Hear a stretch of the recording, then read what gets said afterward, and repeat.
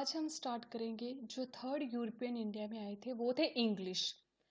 English से पहले पुर्तगाल आए, डच आए, अब English I. Charter of queen Elizabeth first. अब क्या था, जो फ्रांसिस ड्रेक थे, उन्होंने पूरे वर्ल्ड को घुमा इन 1580 में। एंड इंग्लिश ने स्पेनिश अरमाडा के ऊपर विजय हासिल की इन 1588। जब इंग्लैंड ने स्पेनिश अरमाडा पे विजय हासिल की तो अब उनको इनकरेजमेंट मिली कि हमें इंडिया की तरफ जाना चाहिए, ईस्ट की तरफ जाना चाहिए, ट्रेड करना चाहिए। तो तब पुर्तगाल की जो अट्रैक्शन होती है इंडिया की तरफ, अब पुर्तगाल एक कंपनी एस्टैब्लिश करते हैं। As the knowledge grew of high profit earned by the Portuguese in the eastern trade, English trader too wanted a share.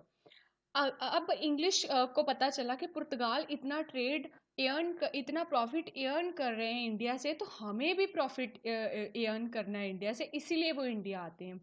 In 1599 group of English merchant, जो अपने आप को मर्चेंट एडवेंचर बोलते हैं, एक कंपनी एस्टैब्लिश करते हैं।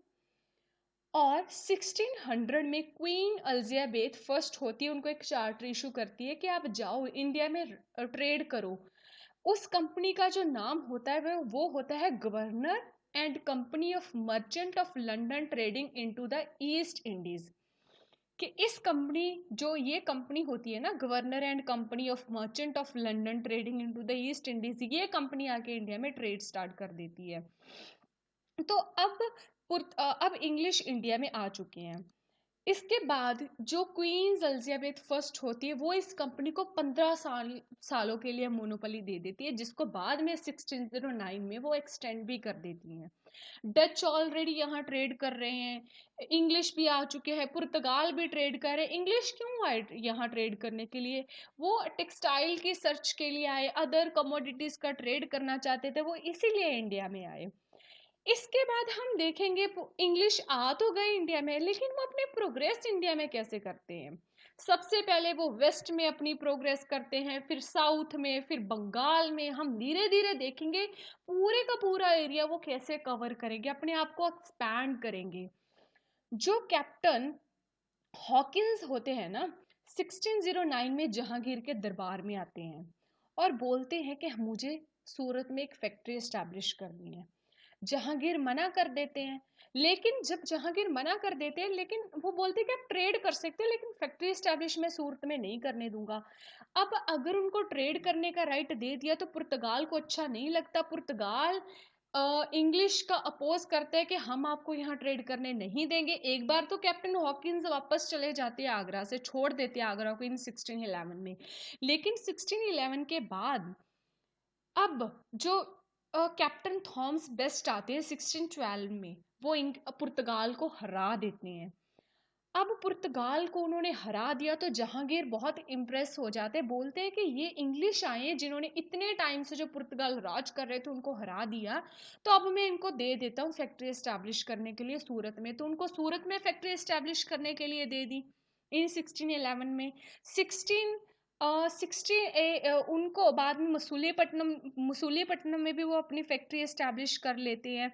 जो सूरत में फैक्ट्री एस्टैब्लिश करते हैं ना 1613 में, वो थॉमस एल्डवर्थ के अंडर अपनी फैक्ट्री एस्टैब्लिश करते हैं। मसूलीपट्टनम में भी ये फैक्ट्री एस्टैब्लिश कर लेते हैं।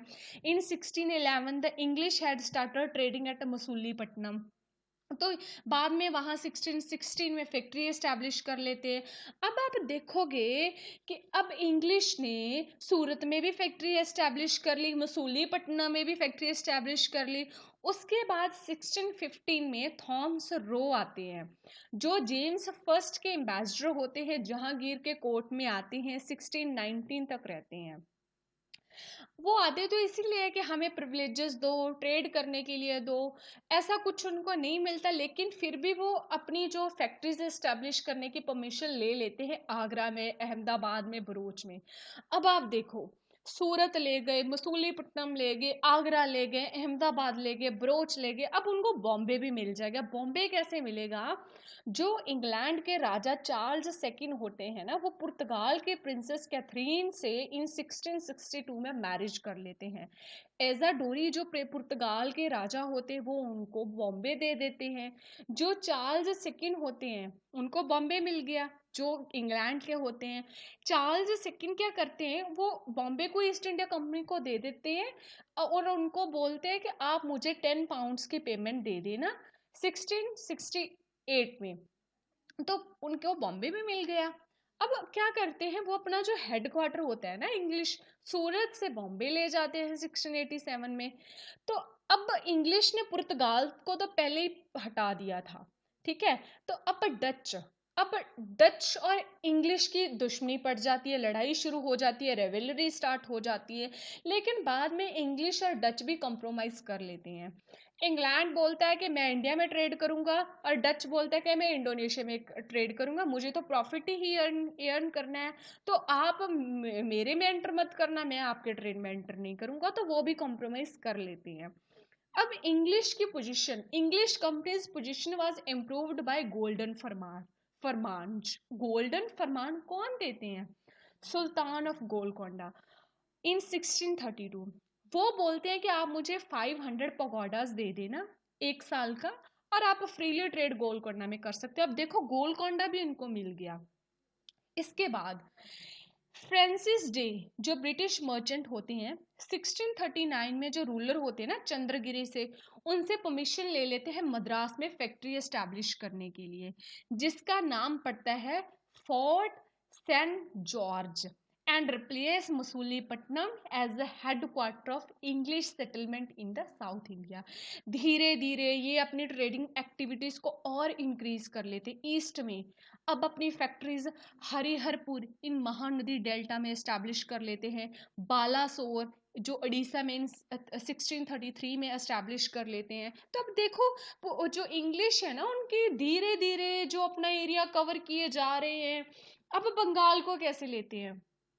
बंगाल एक बहुत ही रिच प्रोविंस होता है, लार्ज एरिया प्रोविंस होता है, जहाँ पे बहुत अच्छा ट्रेड और कमर्स चल रहा होता है, बहुत अच्छा ट्रेड। अब इंग्लिश भी चाहते हैं हम ट्रेड करें। तो शाह सुजा होते हैं ना, जो सूबेदार होते हैं बंगाल के 1651 में, वो इंग्लिश को बोलते हैं कि आप बंगाल में ट्रेड करो, मुझे 3000 रुपया दे देना एनुअल पेमेंट, तो आप फ्रीली ट्रेड कर सकते हो।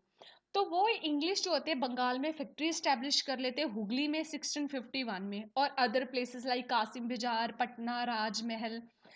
अब जो बंगाल के सूबेदार होते हैं वो एक फरमान इशू करते हैं कंपनी को, बोलते हैं कि आप फ्री टैक्स, कोई आपको टैक्स नहीं देना पड़ेगा, आप फ्रीली ट्रेड कर सकते हो। लेकिन जो बंगाल के कस्टम्स ऑफिसर्स होते हैं ना, वो इंग्लिश को फ्री ट्रेड नहीं करने देते, वो बोलते हैं कि आपको हमें टैक्स पे करना पड़ेगा। अब इंग्लिश क्या करते हैं, जो उन्होंने फैक्ट्री एस्टैब्लिश की होती है ना हुगली में, उसको फोर्टिफाई करना स्टार्ट कर देते हैं। अब उनको होता है कि अभी हम पे अटैक होगा, तो वो फोर्टिफाई करना शुरू कर देते हैं उस फैक्ट्री को। विलियम हेज जो फर्स्ट एजेंट और गवर्नर होते हैं कंपनी के, वो बोलते हैं कि भाई शाहिस्ता खान के पास जाते हैं, जो मुगल गवर्नर होते हैं बंगाल के इन 1682, उनके पास जाते हैं विलियम हेज, और बोलते हैं कि भाई आपने तो हमें फरमान इशू किया था कि आप फ्रीली ट्रेड कर सकते हो, लेकिन आपके जो कस्टम्स ऑफिसर्स है वो हमें फ्रीली ट्रेड करने ही नहीं दे रहे। मुगल जो होता है, जो सुल्तान होता है, वो उनकी बात नहीं सुनता, उनकी प्रॉब्लम सॉल्व नहीं करता। 4 सालों के बाद ही और तभी मुगल और इंग्लिश की लड़ाई स्टार्ट हो जाती है। 4 सालों के बाद हुगली से मुगल जो होते हैं ना, उनको बाहर निकाल देते हैं इंग्लिश को इन 1686। और इंग्लिश बदले में क्या करते हैं, जो मुगल का थाने में एक फोर्ट होता है उसको कैप्चर कर लेते हैं, हिजली पे रेड कर देते हैं जो ईस्ट मिदनापुर में है, और जो फोर्ट अदर फोर्टिफिकेशंस होती है बालासोर में मुगलों की, उसको स्ट्रॉमिंग कर देती हैं। और अब मुगल इंग्लिश को फोर्स करते हैं कि आपको भाई हुगली छोड़ना पड़ेगा। अब जब मुगल हुगली पे रेड करते हैं, इंग्लिश को बोलते हैं कि आपको हुगली छोड़ना पड़ेगा, तो जॉब चार्नोक जो कंपनी के एजेंट होते हैं इंग्लिश, वो मुगलों को बोलते कि भाई आप हमारे साथ नेगोशिएट कर लो, हम सुतानुती में चले जाएंगे और हम वहां पे फैक्ट्री स्टैब्लिश कर देंगे। तो जो मुगल होते हैं वो मान जाते हैं, बोलते कि आप हमें 3000 रुपया दे देना, तो आप फैक्ट्री एस्टैब्लिश कर सकते हो। तो अब वो सुल्तानती में ट्रेड करना शुरू कर देते, फैक्ट्री एस्टैब्लिश करने, क्योंकि मुगलों ने परमिशन दे दी। लेकिन जब वो फैक्ट्री को फोर्टिफाई करते हैं, वहाँ पे जो जमींदार होते हैं, लोकल जमींदार वहाँ के, वर्धमान डिस्ट्रिक्ट सोबा सिंह, वो उनके अगेंस्ट रिबेलियन स्टार्ट कर देते हैं कि हम आपको फैक्ट्री एस्टैब्लिश करने नहीं देंगे। उस रिबेलियन को वो इंग्लिश दबा देते हैं, जो सोबा सिंह रिबेलियन करते हैं ना, इंग्लिश जीत जाते हैं और इंग्लिश को जमींदारी मिल जाती है 3 विलेजेस की, सुल्तानती की, गोविंदपुर की और कालीकट की, और जहाँ कालीघाट भी बोल सकते हैं, उनको इन तीनों विलेजेस की ऑनरशिप मिल जाती है, जमींदारी मिल जाती है इन 1698 में।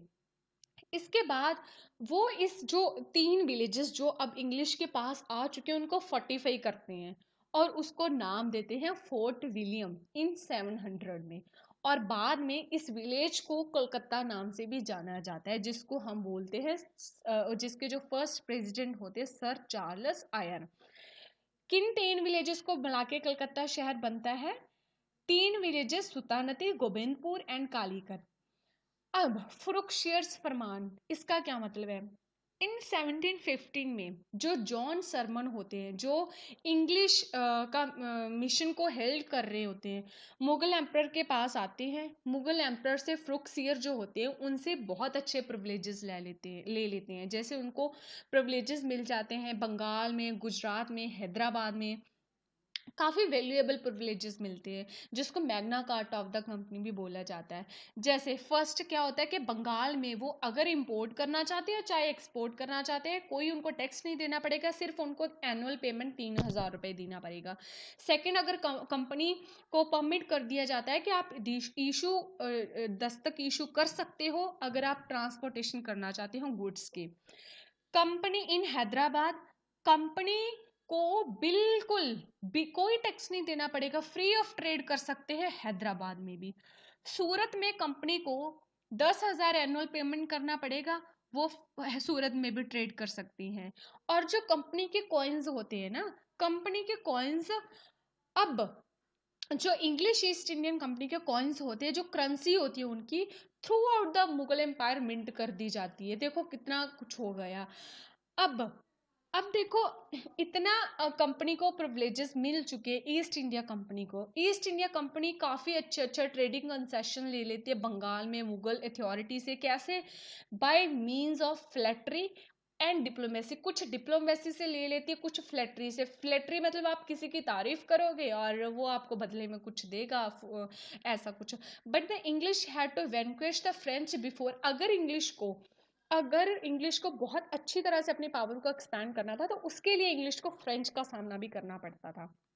अब मर्जिंग ऑफ 2 इंग्लिश कंपनीज। अब एक इंग्लिश कंपनी इंडिया में ट्रेड कर रही थी, लेकिन दूसरी कंपनी जो अंडर थी सर विलियम नॉरिस, उनके अंडर एक कंपनी थी। वो औरंगजेब के पास आते हैं, बोलते भी हमें भी ट्रेड करने दो, हमारी कंपनी एक तो ट्रेड कर रही है, हम भी ट्रेड करेंगे। लेकिन वो ऐसा कुछ ट्रेड करने की उनको नहीं देते परमिशन। तो अब क्राउन और पार्लियामेंट से जब प्रेशर पुट होता है, तो जो ये 2 कंपनी एक तो ट्रेड कर रही होती है इंडिया में, एक वो कंपनी जो सर विलियम नॉरिस के अंडर होती है, वो बोलती है कि हमें भी ट्रेड करने। इन दोनों कंपनीज को मर्ज करके इन 1708 में एक टाइटल दिया जाता है, united company of merchant of England trading to the East Indies. यही कंपनी होती है ईस्ट इंडिया कंपनी। दोनों कंपनीज को मिला के, एक जो ट्रेड कर रही है, एक जो चाहत रखती है ट्रेड करने की, उनको परमिशन नहीं मिलती है औरंगजेब से, और ये कंपनी।